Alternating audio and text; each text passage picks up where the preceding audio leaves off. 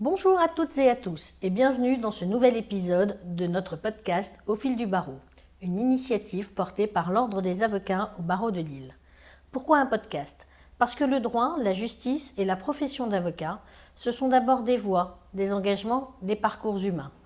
À travers cette série, on vous ouvre les portes du barreau de Lille, ses actions, ses valeurs, ses visages.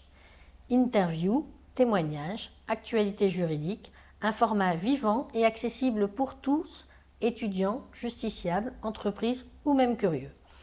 Alors installez-vous, on vous emmène aujourd'hui dans l'univers de la Journée internationale des droits des femmes qui a lieu le 8 mars prochain et nous rencontrons aujourd'hui Madame le bâtonnier Hélène Fontaine.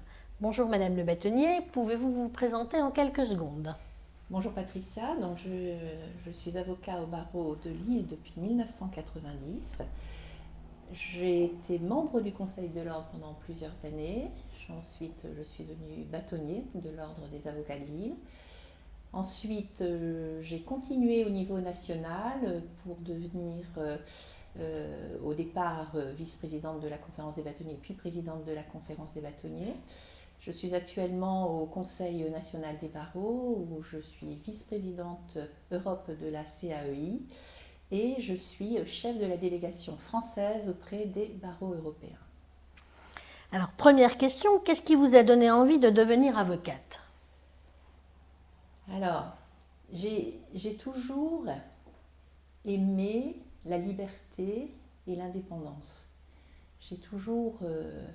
C'était des piliers extrêmement importants pour moi et j'ai trouvé que devenir avocat, c'était vraiment entrer dans cette indépendance et aussi ça me permettait d'être libre, d'être une femme libre en fait. Et ça m'a vraiment beaucoup plu. C'est vrai que j'ai hésité avec le journalisme, je voulais être journaliste sportive au départ. Et puis je trouvais que vraiment défendre les personnes, c'était important pour moi. J'ai toujours aimé ce qui est juste. Et ça m'a. Quand j'ai lu, par exemple, le pullover rouge, c'est quelque chose qui m'avait interpellée. J'étais aussi très intéressée par ce que faisait Robert Badinter,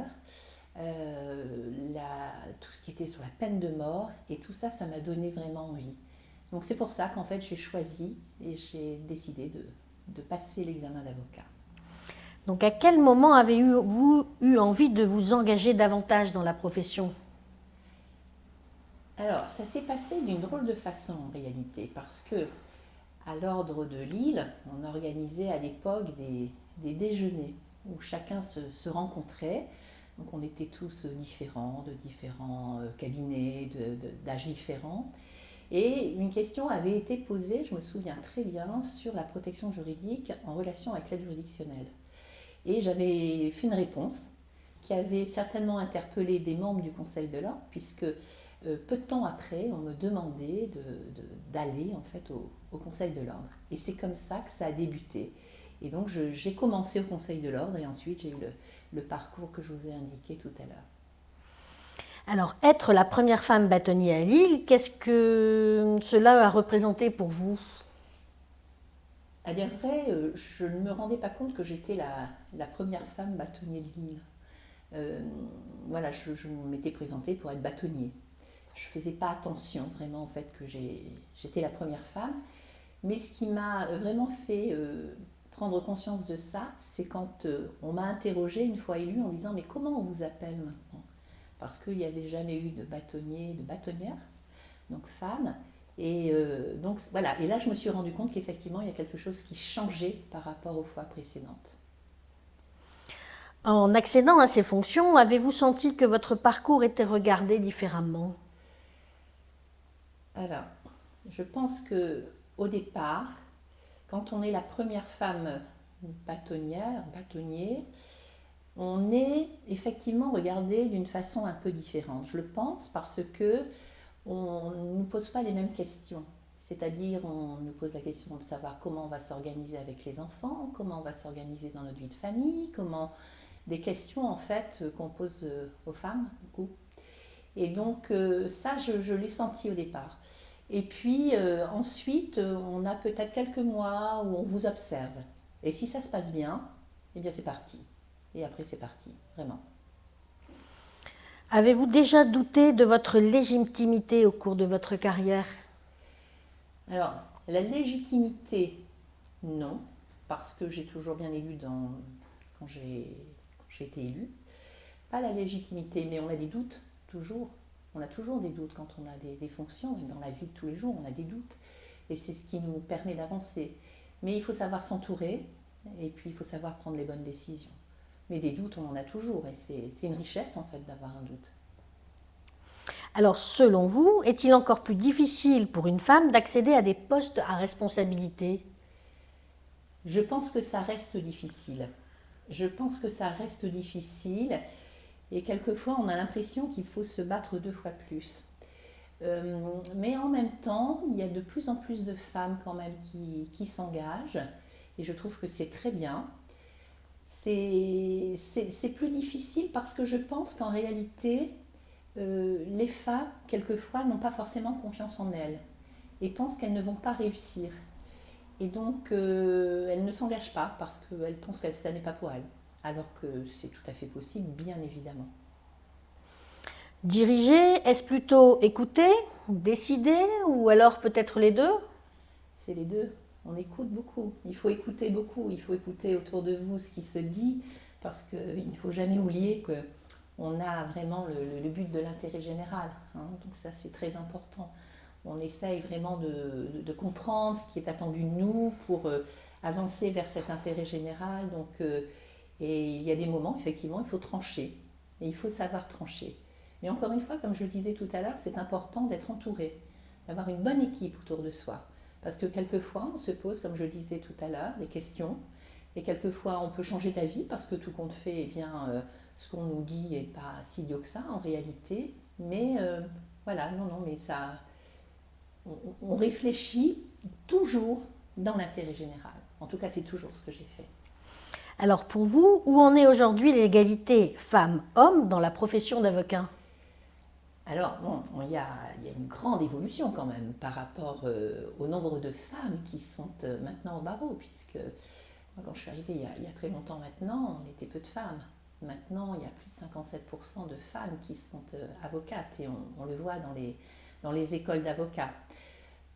Ceci étant, donc il y a une évolution par rapport au nombre, mais il y a encore des inégalités quand même, je trouve, en ce qui concerne le fait par exemple de devenir associé dans un cabinet. Quelquefois c'est plus difficile, quelquefois concernant la rémunération, c'est plus difficile.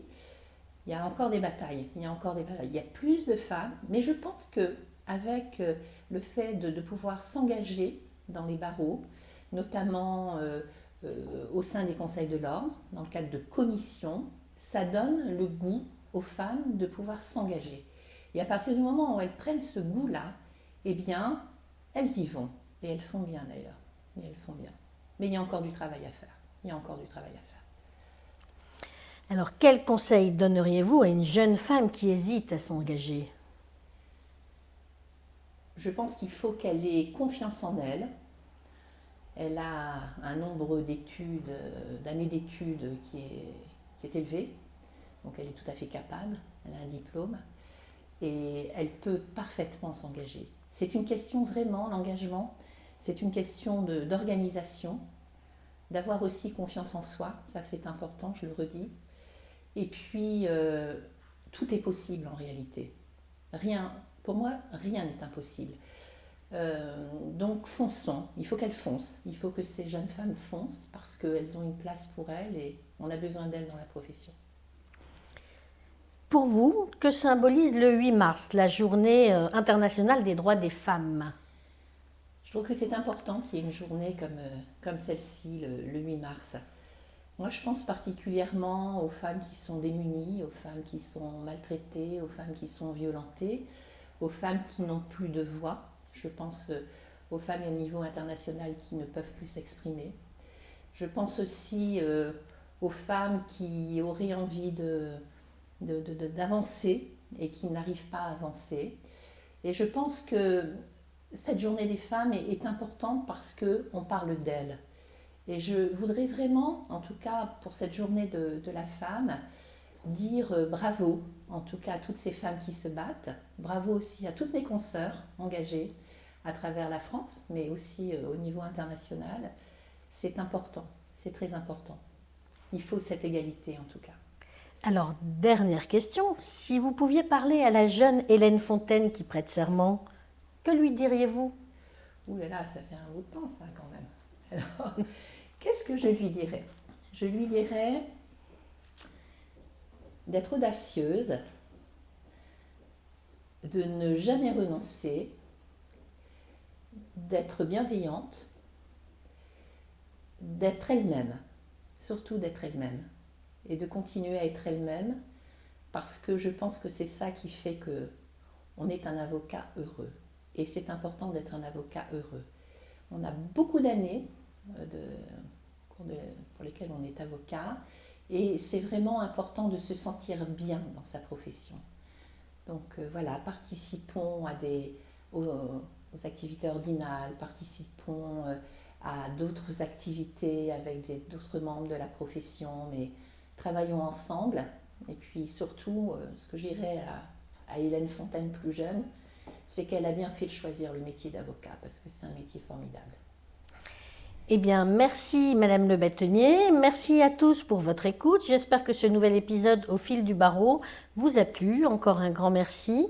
Restez bien connectés pour ne pas louper le prochain épisode de notre podcast au fil du barreau. Et pendant ce temps, n'hésitez pas à partager cet épisode. À très vite.